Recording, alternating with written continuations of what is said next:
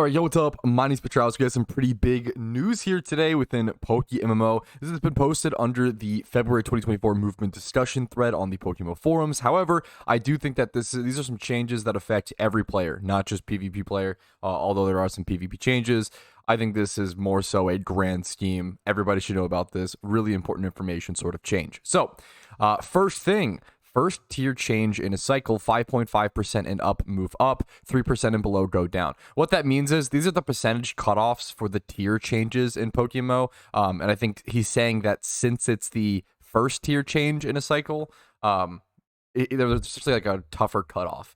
So if something has 3%, or I think like a nicer cutoff, I think usually it's 4.66%, something like that. So anything with 3% and below usage, like in OU, for example, would get moved down to UU, and something with 5.5% usage in OU, but it's actually in UU, would get moved up to OU, if that hopefully makes sense. Now, let's actually talk about the important stuff. Nothing is being changed via usage right now. No Pokemon, which is pretty interesting. The biggest changes, however, we will be placing Moltres in the UU tier when it drops. This is almost a diss at how weak Moltres is, because pretty much every Pokemon when it comes out is placed into OU just as a safety measure. You know, things like hidden ability for Alligator, Zapdos, Suicune, Raikou, Entei, everything was placed into OU, essentially. Like all the legendaries, yada yada, Shaman, everything was placed into OU just in case. If it was too strong, you got to be careful. But nah, they really said Moltres, we have no problems with that weak little guy is going to be into UU immediately, which is pretty funny, but honestly kind of a good decision. I respect it. So Moltres will be in UU. Does that drive down its use? Does that drive down its demand? That's a good question. Will its demand go up because more people are going to actually want to? It's going to be more powerful. It doesn't seem like it. As we can see here, Moltres is currently sitting at 725k, 750k, pretty similar to the other legendaries, you know, day 1 or day 2. It's only been out for 2 days or so. This is kind of shocking to see it at this price already. There's already a bunch listed, as we can see. It's kind of funny. 10 mil for this one, obviously overpriced.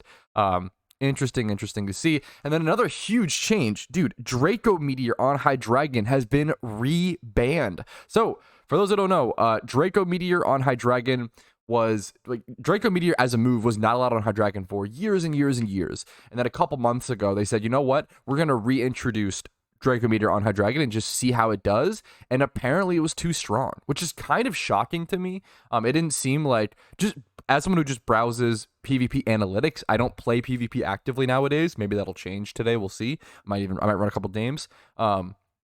I don't actively participate or practice or play PvP. I always try to reiterate that whenever I'm giving any PvP takes, because I'm not going to be the best person to go to for PvP takes. However, I have been playing the game for a long time. I do have, you know, varied experience over the years, as well as I browse PvP analytics and statistics a lot, but statistics don't tell the whole story, and that's super important, and it really shows here. So Draco Meteor on Hydreigon will be banned from competitive play, which is pretty crazy to see it rebanned. They really wanted to test it. The main reason they brought it back to test it is because they added assault gear / assault vest to the game, which is a really powerful item that helps out with special defense tanking a lot, and just adds a lot more. A lot of people use it, a lot of Pokemon use it. It just adds a lot more special defensive tankiness to the overall game itself. So it makes total sense. It was a really good time to test Draco Meteor.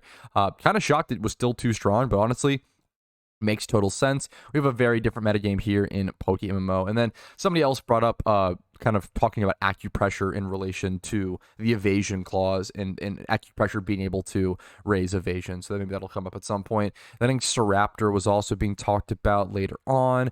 Talk about Staraptor now. Yeah, I want to talk about Staraptor. I haven't looked into that though, so maybe I'll do that off camera. But thank you guys for watching. That's the main changes. The two big things are Moltres being in UU, Draco Meteor, Hydreigon rebanned. Interesting stuff. Thanks for watching. Like the video if it was helpful. Dislike if not. Subscribe for daily videos. Follow the Twitch for streams. You guys know the drill. Just have a great day and have fun playing PokeMMO.